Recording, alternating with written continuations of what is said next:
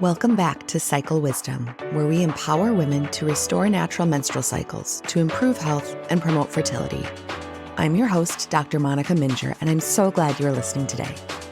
On today's episode, I'm going to share with you the 5 vitamins or supplements that I recommend all women pay attention to for overall good health, but especially if you are planning to achieve pregnancy in the near future.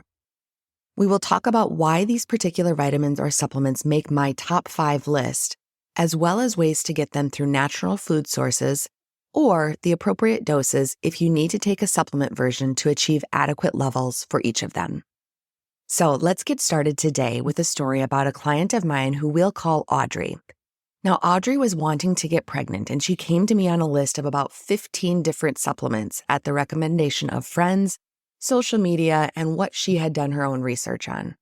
However, she was starting to get a bit overwhelmed with the cost and the number of pills she was taking, but she didn't know where to start with cutting back. Now, if you haven't already listened to my episode on navigating supplement confusion, I would recommend checking out that episode as well. It's episode number 34, and there's a lot of great information in there that talks about how to determine which supplements to cut back on, when to start considering when you need a healthcare professional to get involved. Now, with Audrey, we recommended that she started to taper off almost all of her supplements, with the exception of just 5, which we're going to talk about today. Now, this helped Audrey to have the confidence that she was getting what she needed without all the extra things that weren't helping to move her in the right direction. Over the course of the next few months, as Audrey minimized the number of supplements she was taking, we were able to have discussions about where she could get some of these supplements in natural sources through her food. We realized that she actually was getting quite a lot of vitamins through the foods that she was eating, and that helped her to cut back even more. Ultimately, we were able to get it down to just having her take 2 different pill versions of supplements per day, and she was able to get the rest of what she needed through dietary sources. So let's jump into the episode today, but before we get started, I really need to give a disclaimer today that this episode is not intended to constitute medical advice. Every person is different as far as what they need for supplements or vitamins or food recommendations, so please discuss this further with your individual healthcare professional. Some of the supplements we discussed today are recommended to have monitoring of your lab levels on a regular basis, and there are certain supplements that may have unintended consequences for people depending upon their other medical conditions. So please note you cannot just take this information today as a blanket statement. I also want to just put it out there that I won't be endorsing or even talking about particular brands today, as there are so many good brands out there. However, please be aware that there are also some not so good brands available. They may have lots of fillers, artificial dyes, or unnecessary additives. Your healthcare professional should be able to point you in the direction of the higher quality brands. The other piece of information is that some of these supplements that we're going to talk about today can be found in combinations. So if 5 different supplements or pills sounds really overwhelming, please note that it doesn't necessarily mean that you have to go out and be taking 5 different pills per day. Like I mentioned, we're going to talk about dietary sources of these, and that's going to be your best bet. But do pay attention to the dosing recommendations to determine your levels if they are adequate with the supplementation you're taking. So let's start off with the first vitamin that I always recommend for patients, especially if you are somebody who is trying to achieve pregnancy, and that is going to be a good quality prenatal vitamin with iron. Now, when a vitamin is marketed as being a prenatal vitamin, it will contain folate, or sometimes it'll say methylfolate, or sometimes it'll say folic acid. Now, all of these are really important pieces, and we're going to actually talk about folate a little bit later in the episode today. But that's really the big difference between a prenatal vitamin and just a regular multivitamin. So if you're not trying to achieve pregnancy, if you're just looking for overall good health, it is okay to utilize a vitamin that says it's just a multivitamin. But if you're trying to achieve pregnancy, you want to look for something that specifically states prenatal, or make sure that it has adequate levels of folate within that vitamin. If you are somebody who is still menstruating, having periods, you want to be able to make sure that you have a vitamin that contains iron in it.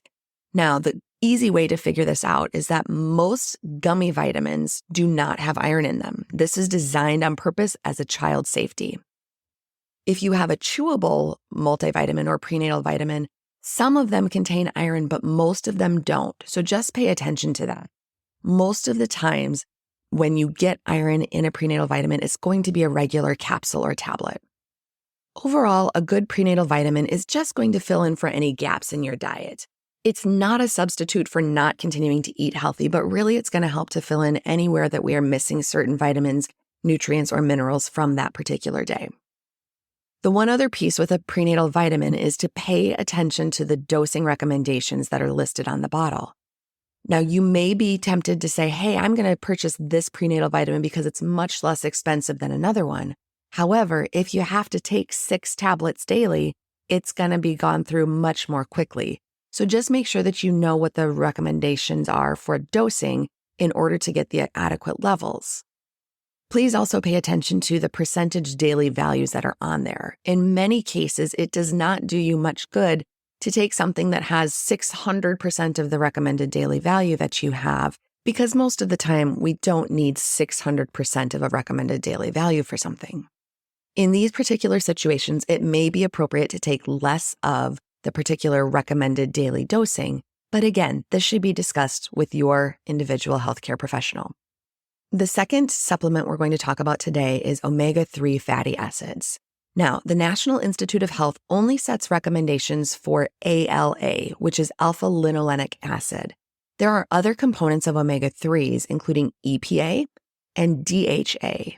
Now, most of the time, the ALA that's recommended for women is 1,100 milligrams daily, but should bump up to 1,400 milligrams daily if pregnant. Now, if we're looking for a good supplement, if you're concerned you're not getting enough through diet, then we want to be looking for a supplement that contains a minimum of 600 to 700 EPA daily. So what does omega-3 do? In our particular situation where we're talking about women's health, we specifically know that it helps with infant health and neurodevelopment of the eyes and the brain. And this actually lasts up through a child as a toddler. From an overall health standpoint, omega-3s have been shown to prevent cardiovascular disease like hypertension and heart attacks. It has also been shown to decrease your incidence of cancer, as well as provide cognitive protection from dementia, macular degeneration, and even autoimmune diseases like rheumatoid arthritis.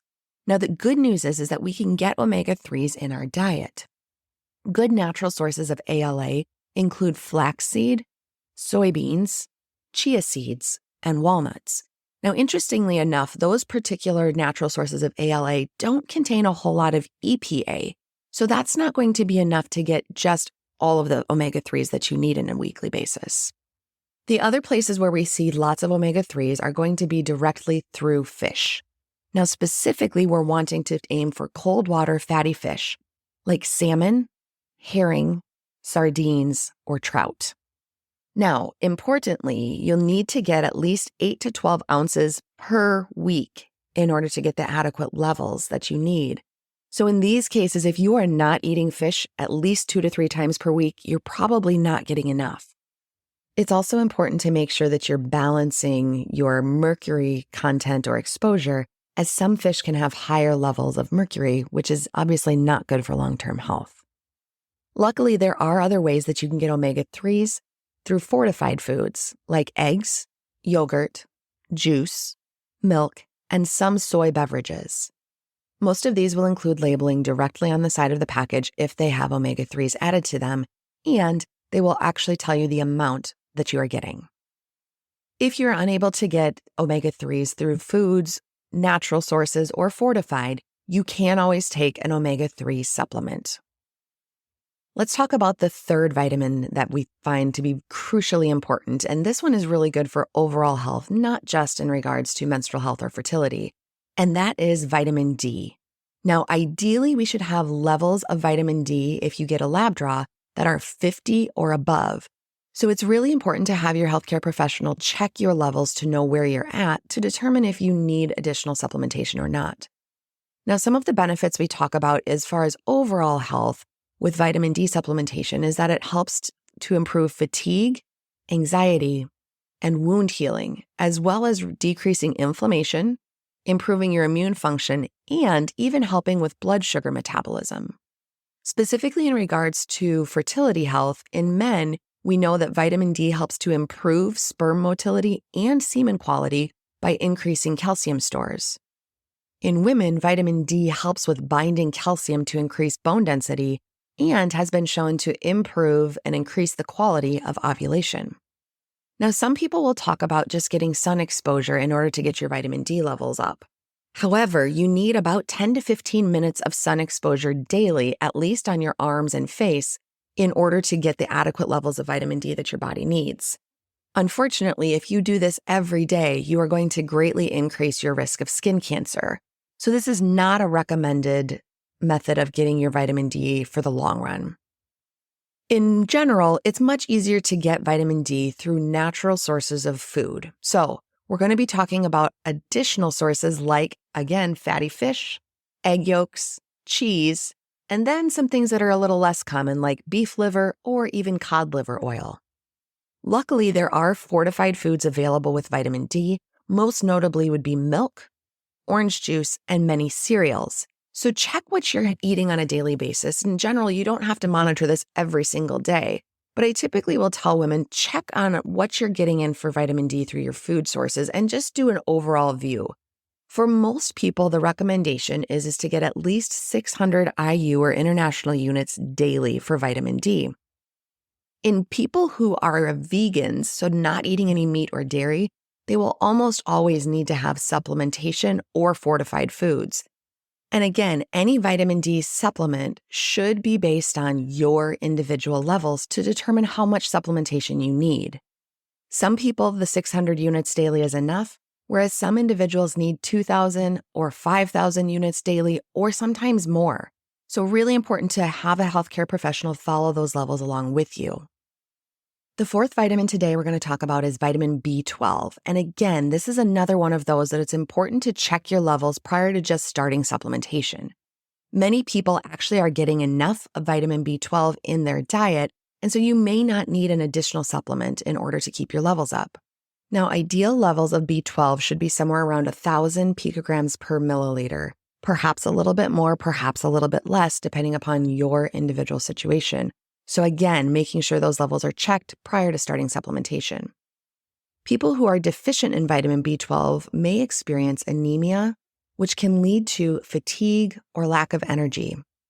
B12 deficiency can also be the cause of muscle weakness, numbness, mild depression and anxiety, and even problems with your balance.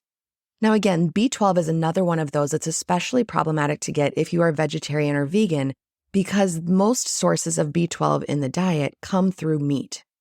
So the other natural sources that we can see are clams, oysters, beef liver, fish, most meat, eggs, milk, and dairy. There are a few different fortified foods with B12, and primarily these are going to be cereal and nutritional yeast.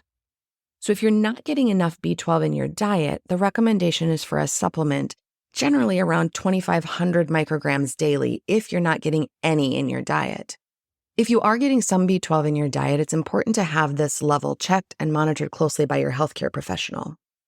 Some people do actually need injections of B12 if their body doesn't absorb it quite as well, or to get levels up more quickly. The final vitamin or supplement that we're going to talk about today is methylfolate, and this is also called vitamin B9. So I want to make an important distinction here with methylfolate versus regular folate. So methylfolate is the biologically active form of folate, which is also called folic acid. Methylfolate is actually greater than 90% bioavailable when you take it, which means that your body doesn't break it down into a million different pieces before it's able to absorb it and utilize it. Methylfolate is especially critical for people that have MTHFR gene mutation. However, methylfolate is actually preferred for everyone to help get higher levels because of its increased bioavailability. Now, specific benefits of methylfolate with pregnancy helps again with prevention of pregnancy problems, as well as works towards neurodevelopment of that developing infant. In general, though, methylfolate or folate helps to prevent cardiovascular disease and cancers. In women, it's recommended to get 600 micrograms per day up until the time of menopause. Natural food sources of methylfolate include dark green leafy vegetables, legumes like beans, eggs, fruit, and brewer's yeast. Now, there are fortified foods that are available. However, it's important to know that these fortified foods are fortified with the folate or the folic acid only, which is not actually even found in nature. So just beware that fortified foods aren't necessarily going to get you the same amount of absorption as what methylfolate supplementation would receive.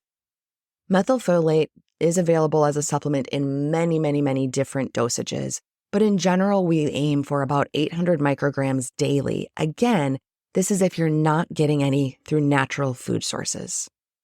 So I hope that this has been a good starting place for you to be able to take action and move in the right direction with getting your supplements on track. Imagine if you had this simplified dietary and supplement regimen that actually worked well to improve your menstrual cycle health and promote fertility. If you're ready to work with our elite team of healthcare professionals, go to our website, radiantclinic.com, to schedule a free discovery call with me and learn more about our package-based pricing for comprehensive care. We are currently able to see people for in-person appointments in the Cedar Rapids, Iowa area, or can arrange for a telehealth visit if you live in the state of Iowa or Illinois. Thank you so much for listening to this episode.